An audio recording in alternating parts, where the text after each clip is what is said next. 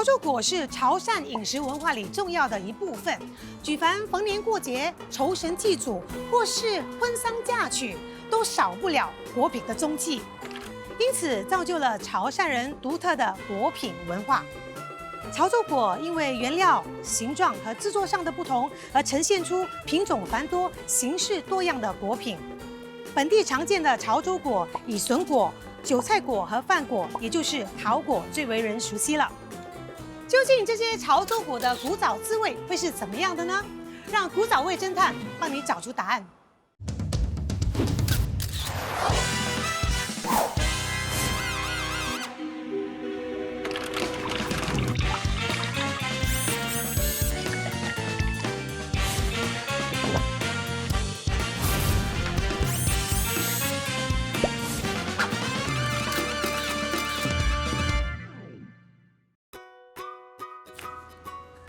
哇，这位 Chef Bill 真的是有一双巧手哦！他不只会烹饪，而且还会画画。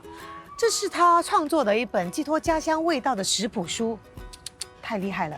我现在就去看看他的庐山真面目。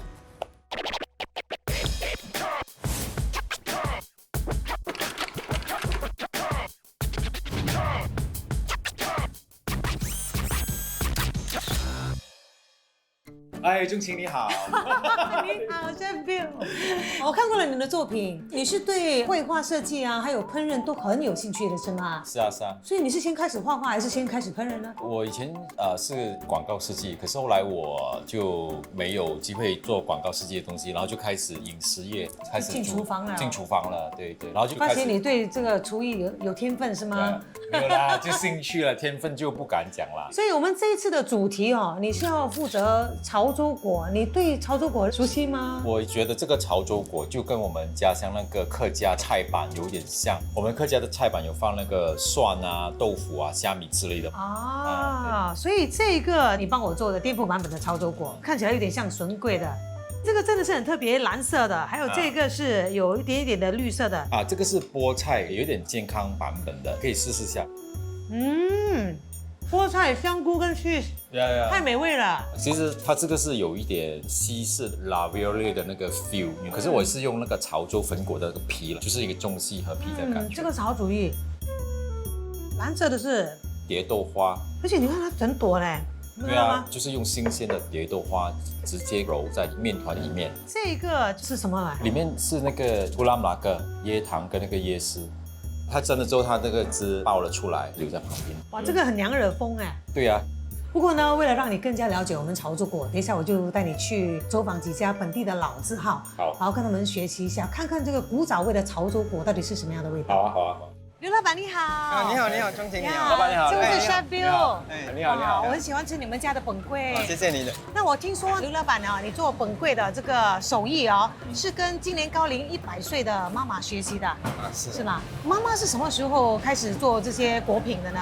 我妈妈1922年出世，从小看我的祖母怎么做柜。一开始1974年，我妈妈在老的东马鲁巴萨，然后就搬去一个临时的小贩中心，到最后到这边。所以那个时候妈妈开始开档的时候，她卖的是哪一些果品呢？有6种：红桂、黑豆果、绿豆果、韭菜果、笋果，还有薯壳果。这个薯壳果呢，其实它的产生的年代是很久远的，所以它很可能是很多果品复制的一个母本来的。是。现在这个薯壳果你们也没有做了啦。我姐姐大概20年前接手的时候就不卖了。哦。因为现在原料也不多了，越来越少，然后识货的人又不见得很多。我们识货。我们讲了那么多，我们来几种果品，我们边吃边聊可以吗？可以，好啊，谢谢老板。所以现在我们要吃一吃笋果。其实我们新加坡吃的，其实它不是笋，对不对？它是沙葛啊。沙葛。它的那个皮做的很好，很有弹性，很滑。老板，你现在做的那个笋桂跟以前的那个做法有什么不一样吗？以前在中国，春天就用春笋，冬天就用冬笋。他们有掺猪肉，猪油是肯定有的，现在笋桂主要的材料是虾米跟沙葛，我们后期加入黑木耳丝，提升口感，有那种脆脆的感觉。对对，口感。所以一路来你们的笋果都是用沙葛做的吗？对，一开始就没用笋。我妈妈其实是喜欢吃笋，只是说因为我们如果要做生意，要考虑大众口味了。哦，新加坡好像很少人懂得欣赏就比较少吃竹笋啊。一方面是有传闻说竹笋会使你旧伤复发，哦，是有听过老人家说，另外一个就是因为竹笋有一个味道，那个味道不是一般人能够接受的，所以就是一开始就用沙葛。 OK，以前的笋果里面用的那个猪肉是3层肉吗？是。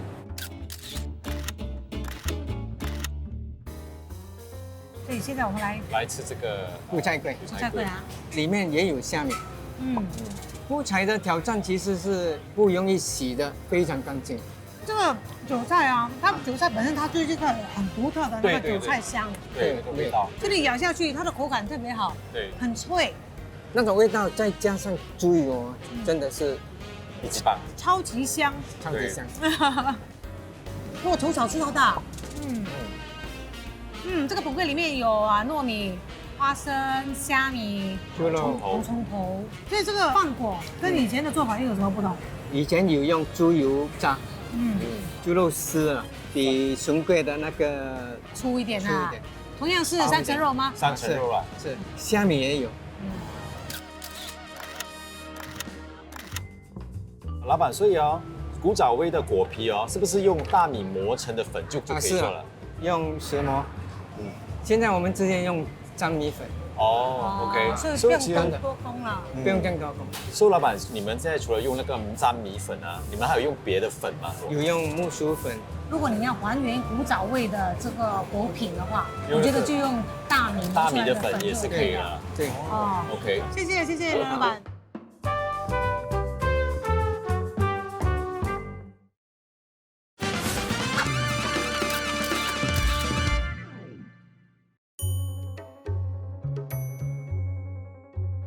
哇，那 chef 这家摊档呢，其实它是手工哦，现做现卖的，是吗？所以今天带你来偷师。不过偷师之前呢，我们来尝一尝他们的潮州果。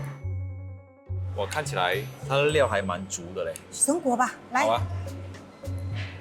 哇，很香那个虾米的味道哎。味道真的是很浓郁。对对对。它就是跟一般的笋果一样，它用的是沙葛，它不是笋，而且它切的是比较碎，它也不是那种一条一条的。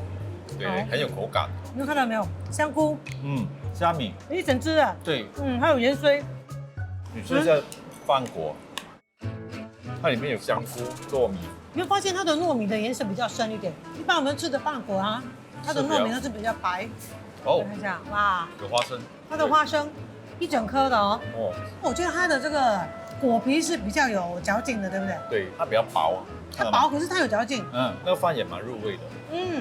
然后这个呢？哇，我很喜欢它的那个满满的韭菜，有很多虾米，然后有那个红葱头，所以特别香。那你没有发现呢？其实我们的这个潮州果品它有不同的形状跟颜色。那其实，在古代呢，这些不同的形状跟颜色，它是有它一定的一些意涵的。据说潮州果品起源于和水稻生产相关的各种祭祀活动。潮州果品是潮州先民向神灵膜拜许愿的祭祀贡品。仿龟背的圆形果品主要是用于祈求长寿，而仿桃形的果品则是用来消灾辟邪。潮州果品上的各种图案纹饰，更寄托着潮汕人对健康长寿的期望，对吉祥平安的渴望。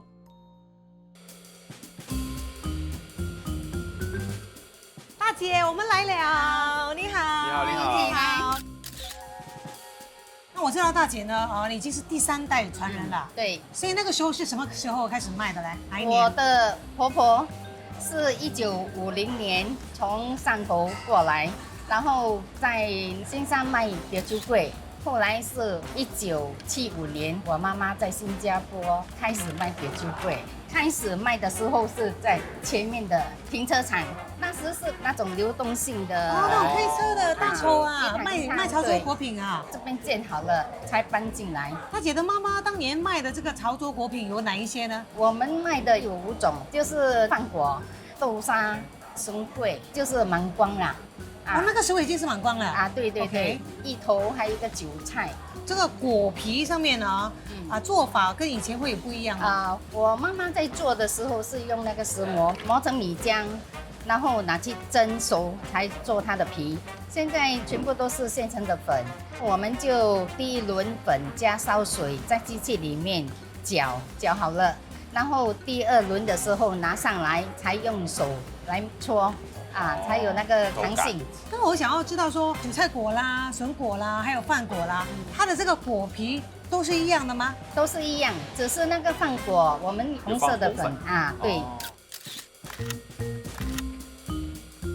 那个馅料有什么讲究的吗？笋桂就是有虾米有香菇，一定要有一点不一样，就是没有加那个猪油。我外婆是有，到我妈妈第2代到我就没有放。粉桂一定要有花生，花生是放水下去煮，煮到它软了就拿上来。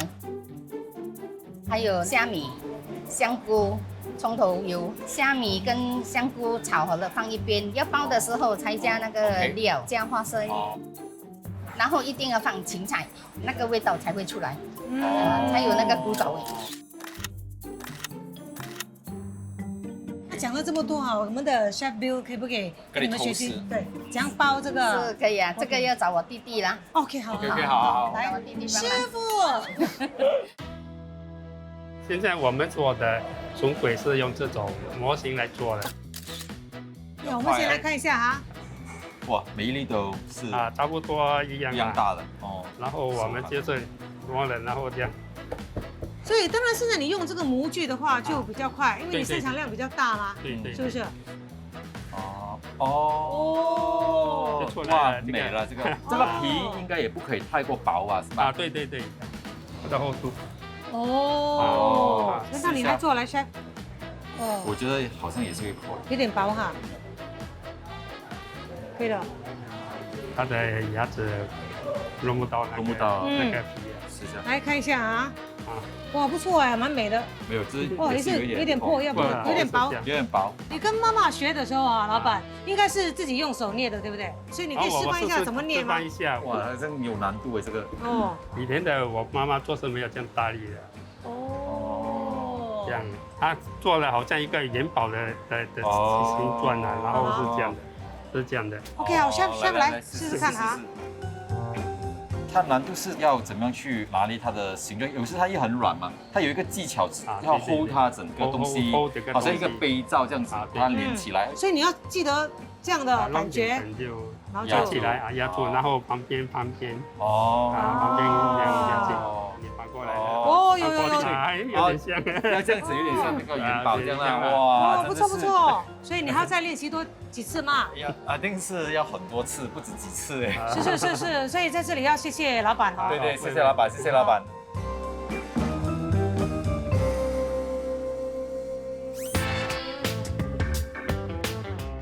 任志斌你好 ，Hello， 仲婷姐好。我知道呢，你在社交媒体是挺活跃的，而且最近又跟弟弟开了一个频道啊。为什么想到要开一个频道呢？我们其实很喜欢拍摄，也觉得很有趣，所以就决定一起搭档，主要是分享和家人的互动，做不同的挑战，还有介绍美食。不过今天弟弟不在嘛，所以就只有我和你一起分享美食，好吗 ？OK， 好，这里有售卖很多不同口味的潮州果 ，OK， 所以我就现在去拿给你吃。快点啊！OK， 好 ，OK， 好像我在欺负他这样。仲婷姐来了！哇，很香哎！这些是 Nick 和 Karen 两夫妻呢手工制作的潮州果，这么多种不同的口味啊！1、2、3、4、5、6、7、8，它有沙葛、韭菜、萝卜、甜菜根、包菜、肉干、虾米酱，还有熏鸡。哇呀，我还没吃过甜的潮州果，我也是吃一下。它的皮太好了。太滑太软了，就觉得很薄。我喜欢它的皮。其实他们两夫妻之前没有任何烹饪经验的，所以 Nick 呢就和他的父母呢讨教了，才创作出这些很特别的口味。哦，那太聪明了，太有创意了。知道为什么有这么多不同的口味吗？因为这些食物都是 Nick 很爱吃的，所以呢，他就把这个食物呢和这个潮州果作为一个结合。非常厉害。对，我喜欢吃的东西也太多了，你叫我做，我做不出来。真的。哇，这个更好，加了那个肉干，还有甜香味。除了萝卜、包菜和韭菜之外呢，其他的口味都是用沙葛作为底料，所以咬下去的时候，你可以感觉到有清爽，然后有点多汁。它有2个特别的口味，就是虾米酱还有熏鸡。虾米酱是黑米酱是吗？对，试试看。哇，很香哎。哇，那个虾米的香还没有送入嘴巴，我就可以闻到那个味道了。如果你很喜欢吃虾米的话，你一定会爱上这个。带有一点微辣。是熏鸡是不是？熏鸡，这个咬上去的感觉就好像在吃一个chicken pie这样。它有一种西式的感觉。我觉得这个熏鸡呢非常适合就是年轻人吃，好像你这样吃的，你会更爱上潮州果，对不对？我喜欢哎。钟欣姐，你是不是吃的意犹未尽？是。我现在要带你去多一个地方，那里有更多口味的潮州果等着你。等着我，好，等着你，我们快走。好。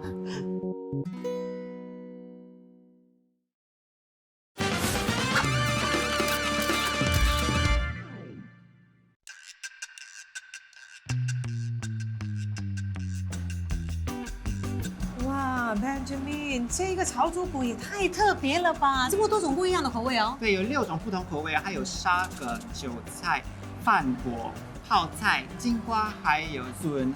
而且它的颜色都很漂亮，对，感觉像是手工艺品哦。它是用那个粉浆呢倒在那个蒸锅上，然后等它熟了再放上馅料，再用那个刀呢把它包裹起来。哦，难怪我看到为什么好像一折一折这样，对，好像折出来的，很特别。OK， 所以要怎么开始呢？再吃。就是啊，我先吃这个蓝色的，感觉有点像那种水晶包一样。对。我这个是饭果红桂，你知道吗？你会发现它的皮很特别，是蓝色的。它是用蝶豆花汁来做这个皮，对。然后这里有一个青色的，青色的是什么呢？是用菠菜汁做成的那个皮。啊，很好吃，很新鲜，而且脆脆的，它的笋。对，里面有笋，还有猪肉片，特别，对不对？我喜欢它的皮半透明的，我一眼看就可以看到里面有什么东西，然后就会吸引到我。对，你知道老板娘呢，她之前去泰国旅游的时候呢，她看到那个路边有一个小吃，所以她就想到可以和这个潮州果做个结合。那她很聪明啊，研发出属于自己的风格的潮州果，对，而且它的馅料还有这么多种不一样的。我这个是泡菜的口味。哇，这个很特别耶！我闻到了。对，kimchi，然后里面有猪肉。它其实用那个清酒呢炒香那个泡菜，所以就是日式和韩式的混合。这是金花，那里面还有鸡蛋跟肉碎，咸甜这样，视觉上和味觉上面每一次入口都是一个惊喜。这个介绍非常好，我非常满意。那你有什么表示吗？我是有备而来的。好，我已经找了一个 private chef 私厨。我让他呢帮我们研发一种创意版的潮州果，连我都还没有吃过哦。我真的很期待，我也很期待。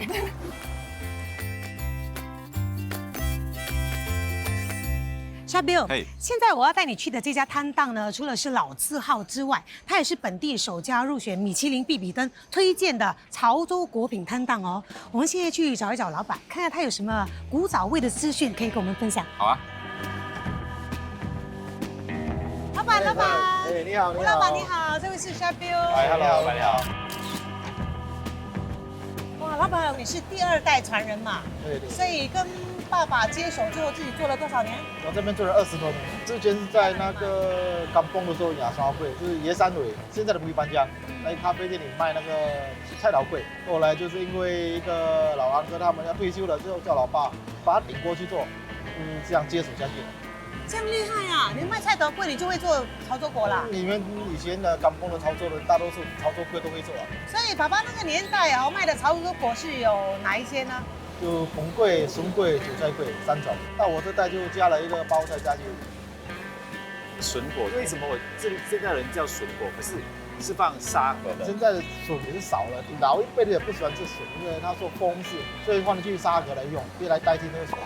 所以以前是用新鲜的笋，对，新鲜的笋，本地的跟马来西亚。本地有种啊？港崩每个都做一点都是有啊。70年代啦是有了，现在就没有了。哦，所以那个笋果里面哦，包的是新鲜的笋，然后还有什么香菇、虾米啊，对。所以吴老板，你跟爸爸学习做这个潮州粿的时候，有没有学过从那个大米啊磨成米浆的那个过程？有啊，小时候我们需要把米拿一蒸了3个钟后，再拿去磨成那个米浆。那种米浆再拿去煮成的面团。现在你是用粘米粉来做，对不对？对对。那个蒸的时间有差别吗？一样，蒸的时间都是一样，都是10分钟。以前是用那些木材来烧，现在我们用那煤气来烧。蒸粿的话，一定盘那个擦一点油，才不会连着那盘。蒸好的时候涂在一点油在上面，保持那个粿的软度，不会干掉。那年代我们用的全部都是猪油，再加点猪油炸下就会更好吃。哇！现代人就因为没有用猪油了，每个人都怕了。你的饭果里面的糯米也炒得跟人家的不一样。对，我是把那些香料就爆香了，再去蒸，在蒸的时候就加了这芹菜。但是以前的做法应该是没有炒过那个糯米的。它是把香料爆香了，就倒在肉米一起蒸就好了。所以那个时候这个饭果里面有些什么东西？以前的饭果用来就是那个虾米啊、香菇啊。我看你的虾米就是一只一只的，它不是整粒的，因为吃到虾米的口感啊。要是你把它剁碎了，就吃不到那口感。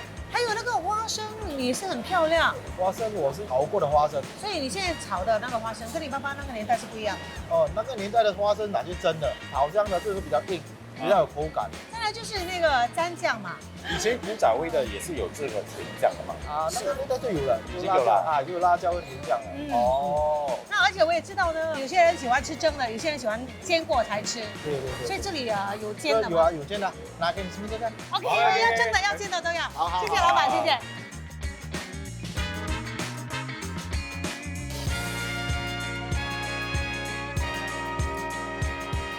其实我们潮州人吃法就是这样咯。妈妈蒸了这个潮州粿之后，你可以这样子吃，不然的话，明天你又再吃的时候，你要一个不一样的吃法。就来妈妈是拿去煎。先吃笋粿。笋粿好。很甜又很香，我可以吃到那个葱头的味道。而且那个沙河甜甜的，而且皮软软的，好吃。它皮很软很薄，可是还是很有嚼劲的。对。其实你看它的味道这么浓郁哈，你真的是不用蘸酱。我都没有想要蘸酱了。对啊，可能有一些人比较喜欢辣，他就蘸辣椒嘛。饭果我要吃煎的。煎的好。其实很不一样。脆。是，因为里面煎过之后，它有点脆。脆。这里面的那个糯米是软软绵绵的。对，而且里面的料很丰富哎。老板来讲，那个饭有炒过，特别入味，特别香。妈，你咬到它的花生没有？有。哇，它口感很不一样哎。对。哇，非常好，这个潮州粿啊，如果你做的够味的话，你真的不需要任何蘸酱。我觉得它皮很薄啊，很脆。难怪他们排长龙，原来是这么好吃的。所以Chef Bill，你觉得怎么样？现在呢，我们已经拜访过了3家老字号哦。所以你对于还原这个古早味的潮州粿，应该有一些头绪了吧？有是有啦，可是我觉得有一个challenge 的地方，就是因为我们吃了这么多笋粿啊，都是放沙河的，不是放那个笋的嘛。所以还原古早味的笋粿要放竹笋的话，要知道它的窍门在哪里。我就知道你一定会有这样的一个疑问的。对，你知道吗？我们本地啦，还是有一家这个传统的潮州粿店，他们到现在还是坚持用竹笋来做他们的笋粿。我会带你去的，先把这个吃完。好。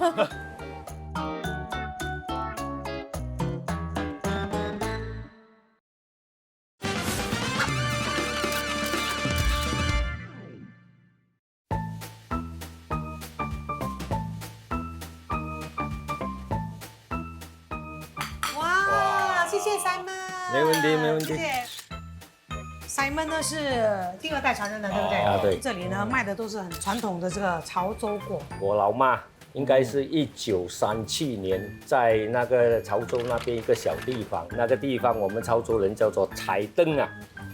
彩糖。啊，我们只是佳节的时候哦，就整个家庭一起做，然后一起吃，然后一起分。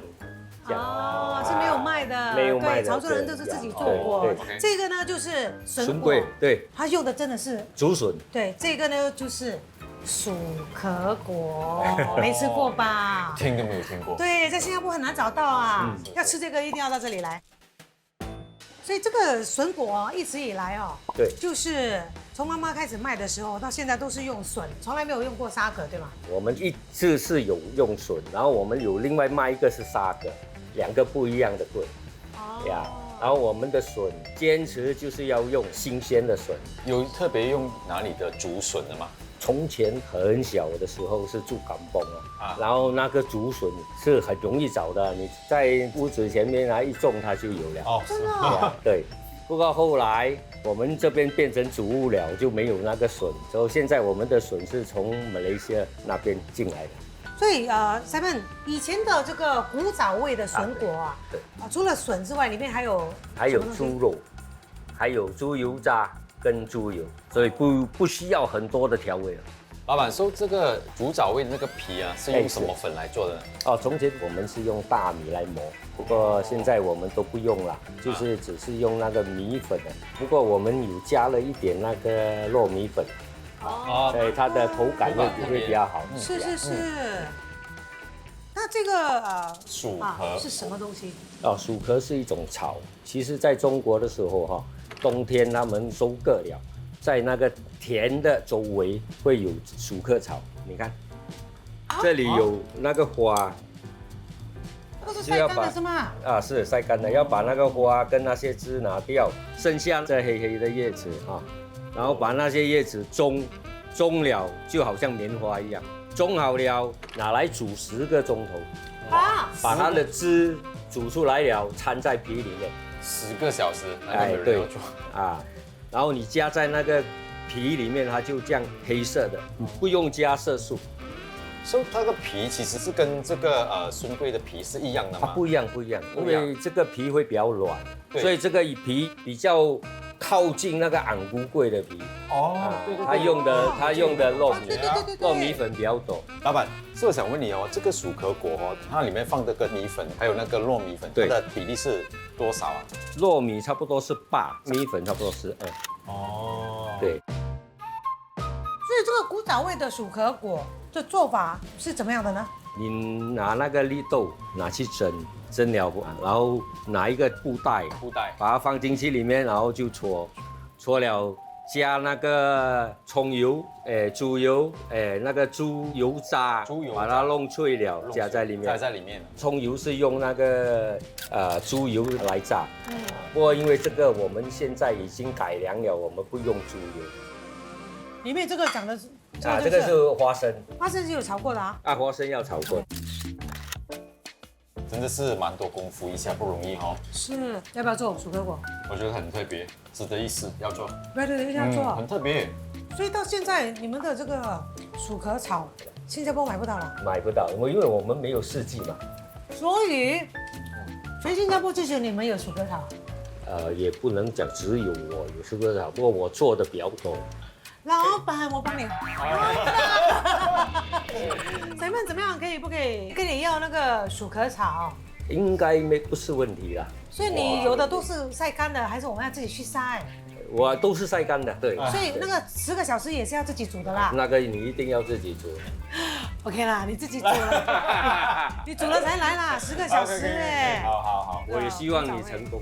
谢谢老板这么大方啊。好了，那我们就不客气了。好，来。好 ，OK。这个可以用的吗？可以。他回去自己拔就没问题了。是他拿的，不是我。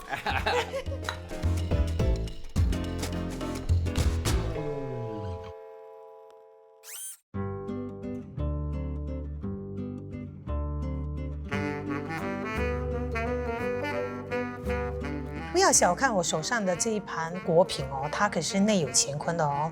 首先要谢谢 Chef Jasper。Chef Jasper 呢，其实是会计师，就是因为自己很喜欢烹饪，所以变成了一个私厨 private chef，没错，太了不起了。谢。那谢谢你帮我们研发这个创新版的潮州果品。这个饭锅的 inspiration 是来自西班牙海鲜饭，不一样的是，我用的是糯米，就保留一些传统的东西。西班牙饭通常是用短米，他们叫做 bomba rice。真的就是一口咬下去，就是西班牙海鲜饭的那个味道哇！所以你是怎么煮到那个糯米这么入味的？首先，我先做了一个高汤，里面有虾头、saffron 跟 bay leaf 一些白鸭会有的材料。然后呢，我就跟糯米一起去蒸，蒸了我就把它冷却，冷却了就把它放进果皮里面。做那个果皮是黄色，因为我也是用那个 saffron 来染，然后就煎再摆盘。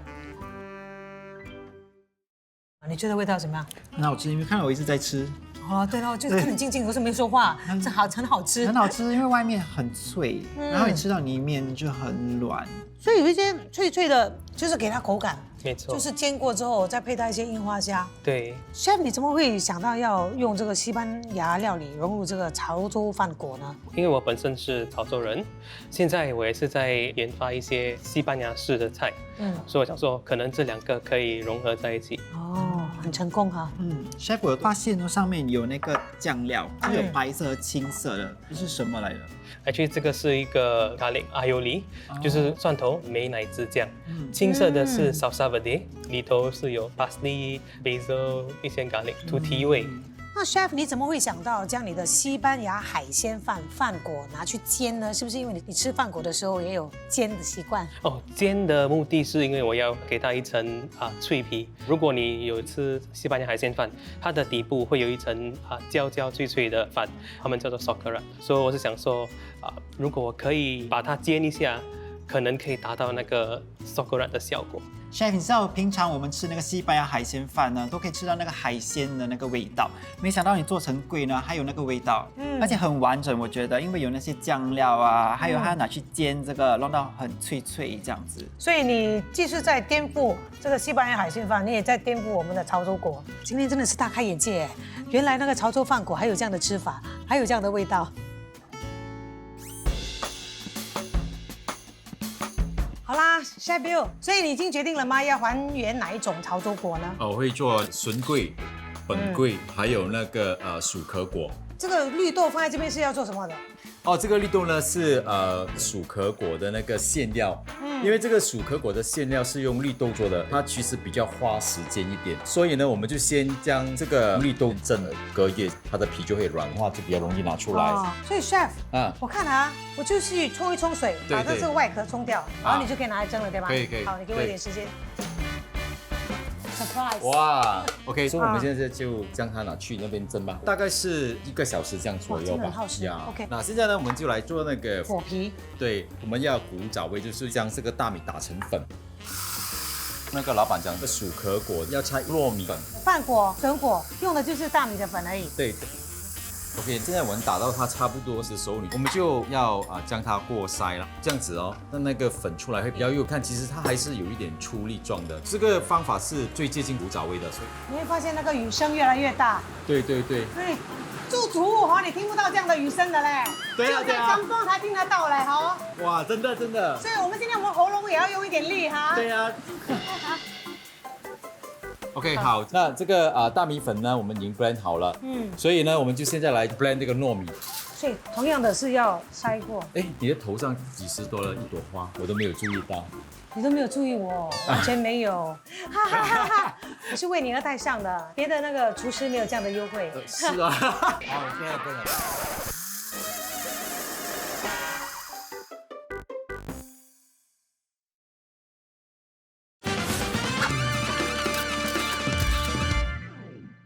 我们接下来呢，就是先做这个笋粿还有本粿的果皮，可是我们要留一点点给薯壳果。这个呢，就是它已经种好的样子啊。这个是之前然后蒸了之后煮10个小时就变那样。啊，对对，所以现在我们就准备那个笋桂还有本桂的果皮。一般的做法都是只是放那个粉，然后倒热水。其实那个粉是比较幼，就很容易熟。可是因为这个比较粗粒，所以我们那个面团呢，直接会在那个水那边煮。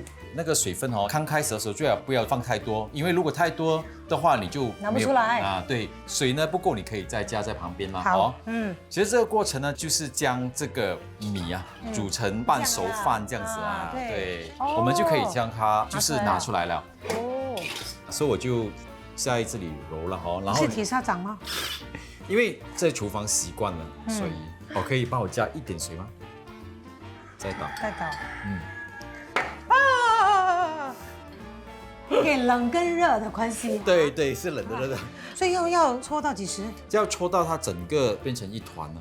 好，我们现在呢开始做那个薯壳果的皮。可是你做的时候你不能够让这个干，所以我们就放在一边，然后拿一个碗盖住它。哇，完美！煮了10个小时的薯壳炒的水对放进去。哇，那个草药味。哇，我闻到了，好像什么喝凉茶这样的嘛。对。哇，太香了这个。啊，它现在已经变成了一团嘛，然后我们就可以拿出来。对。OK。哦，你看这个就比较软了，因为它是拆糯米粉擦的皮，也是跟刚才一样揉成一个团这样。OK， 你看它差不多了。我们还有一个其实要放那个红粉的，刚刚忘记放，可是现在可以做，所以我们这样分成一半。所以一半是做成果，一半是饭果，饭果是要加一点红粉的。对。哇，这个是考你的功力耶！不可以了，你有力啦。没有啦，是因为你给我动力，所以我才有这个能力。我很感动，我很感动。来，好了，我们现在开始呢，就要准备它们里面的材料，所以我也是需要你帮我用这个红葱头去那个皮，然后帮我切啊，这个是新鲜的竹笋。对，我有去采过新鲜的竹笋呢。哦，你去采过？我是要让大家看是怎么样采那个。竹笋。那个时候是春笋好像。OK， 来，我们就可以切了，要切条。可以吗？我这样切这样可以吗？完美啊！完美嘞！对，谢谢你的赞美。哇，很细哦。不会啦，它也不能够太细，因为它等下你吃起来有点口感。哦。猪肉我处理，你帮我处理这个。好，没有问题，没有问题。我们这个香菇是笋果跟饭果里面都有的是吗？对。哎，你切了什么？哦，我在去它的皮呀。要去掉皮的呢？皮里面的口感没有这样好吗？你觉得古早味他们会去掉皮吗？不知道嘞。我觉得不会吗？不会啊。OK， 那我们就不补了，不要去皮了。你不要趁我被你迷到神魂颠倒的时候还要乱切嘞，切到剩下猪肉味嘞。那你买那个3层肉来干嘛？好。你处理这个之后，就帮我处理那个芹菜就可以了。你切好了？差不多。这样大块？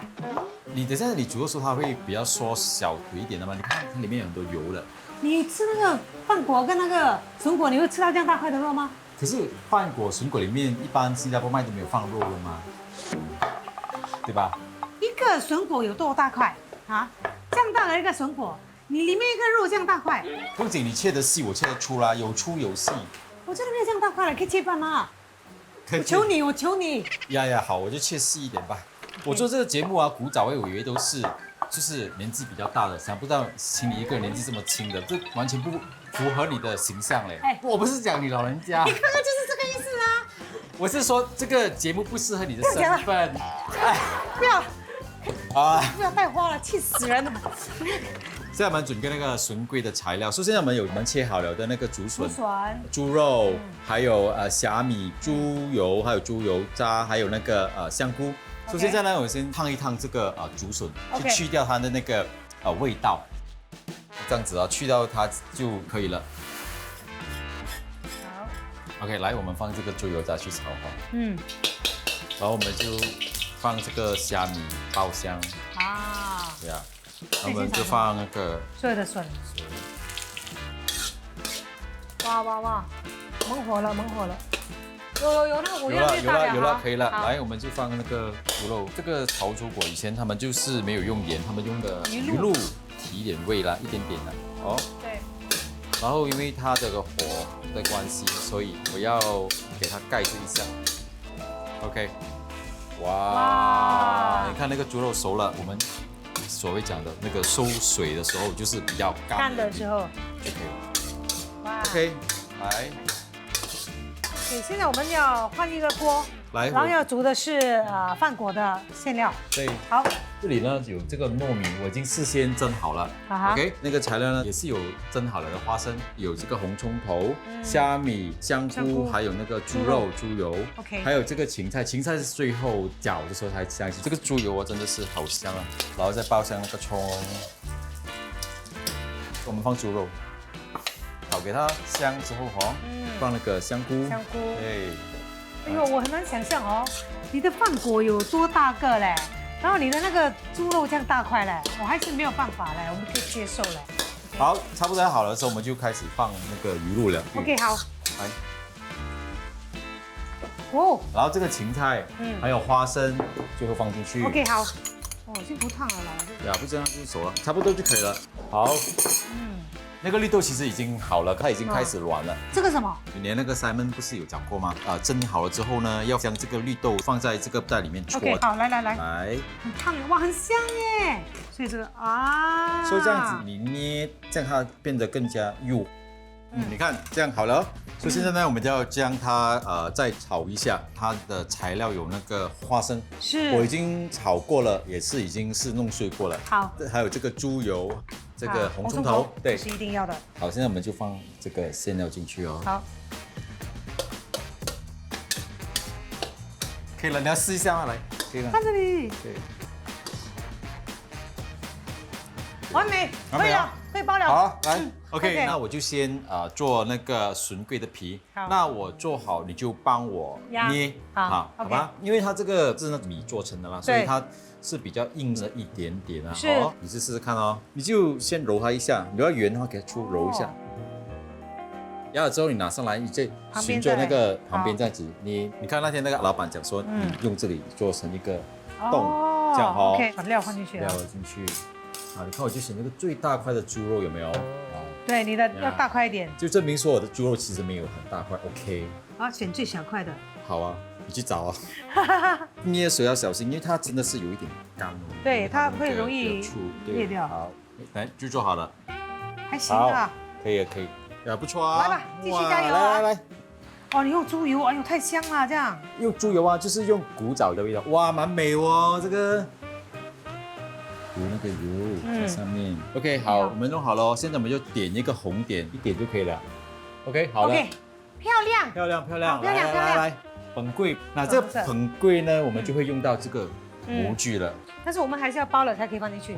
对，是的。我就大概啦，因为以前跟那个阿嬷学过。那个饭有点多是吗？我知道你很喜欢吃饭哦，可是不要这样多。然后全部跟它包起来了哈。呀。好像太肥。你懂怎么敲出来吗？哇 ，OK， 不错。可是你这里收边要收它的边。好，来，这样就可以了哈。对。OK。哇 ，OK。可以吗？不错嘞。哇。喂，来。完美。那你擦猪油吧。哦 ，yes。好，这边。擦猪油。好了。漂亮。哇，完美。这个呢，它真的是比较黏一点哦。你要放一点粉在手那边。哦，这个比较黏。对，你有感觉它的手感是比较粗吗？呀，一粒粒这样啊。对。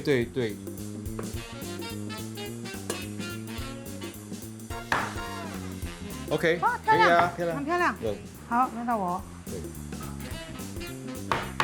够了。哇，可以吗？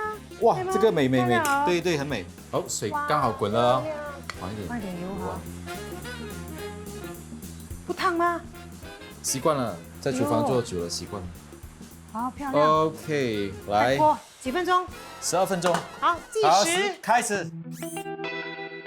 哇，大功告成哎，似模似样哎。对。厉害，是。来。今天是什么？笋果。哇。它的鱼真的是跟一般我们吃的不一样，因为它真的是吃到那个米杂食的感觉哦。那个料炒得太香了，因为那个猪油渣，再加上你用的是3层肉，它里面又多一层猪油，所以它的香气非常浓郁。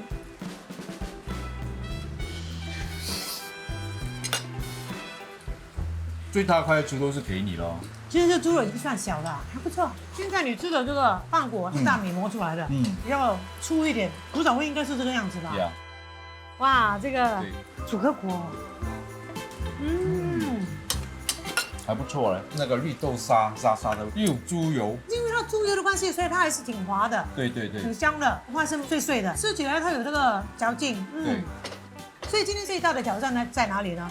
其实是打那个米，因为真的是没有办法去打得很细，所以我还蛮担心煮出来它会裂。其实还不错嘞。我觉得那个米香是有的，然后你的材料啊，用猪油啊、猪油渣炒过的，所以那个香味是现在已经吃不到的。而且除了食材之外，我觉得做这个潮州果也蛮考手工的，觉得你做的非常成功。除了猪肉切大块一点，